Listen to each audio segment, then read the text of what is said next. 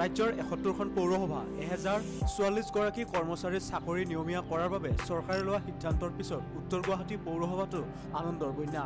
2013 চনৰ 4 ছেপ্টেম্বৰৰ পূৰ্বে যোগদান কৰা উত্তৰ গুৱাহাটী পৌৰসভাৰ 12 গৰাকী কৰ্মচাৰীলৈ আহিছে এই সুখবৰ। চৰকাৰৰ এই সিদ্ধান্তত আনন্দিত হৈছে পৌৰসভাৰ তৃতীয় আৰু চতুৰ্থ বৰ্গৰ কৰ্মচাৰীসকল। মুখ্যমন্ত্ৰীক ধন্যবাদ জ্ঞাপন কৰিছে কৰ্মচাৰীসকলে। এতিয়াৰে পৰা দুগুণ উৎসাহেৰে কাম কৰাৰো অংগীকাৰ দিয়ে কৰ্মচাৰীসকলে।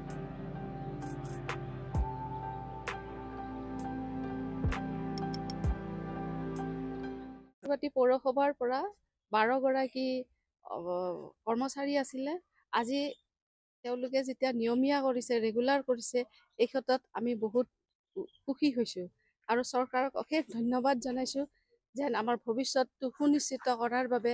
তাৰ হৈ আমি চৰকাৰকো ধন্যবাদ জনাইছোঁ, ডক্টৰ হেমন্ত বিশ্ব শৰ্মাদেৱকো ধন্যবাদ জনাইছোঁ, লগতে আমাৰ যি বিভাগীয় মন্ত্ৰী জয়ন্ত বল্লভ ডাঙৰীয়া ছাৰকো অশেষ ধন্যবাদ জনাইছোঁ।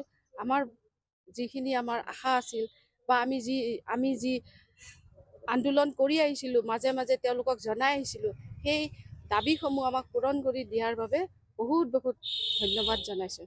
আৰু এই ক্ষেত্ৰত আমাৰ সমূহ কৰ্মচাৰী বহুত সুখী হৈছে আৰু আমিও যাতে আগলৈ দুগুণ উৎসাহেৰে কাম কৰিব পাৰোঁ ৰাইজৰ হৈ, এই পৌৰসভাৰ জৰিয়তে সকলো উপকৃত হ'ব, তাকে কামনা কৰিলোঁ।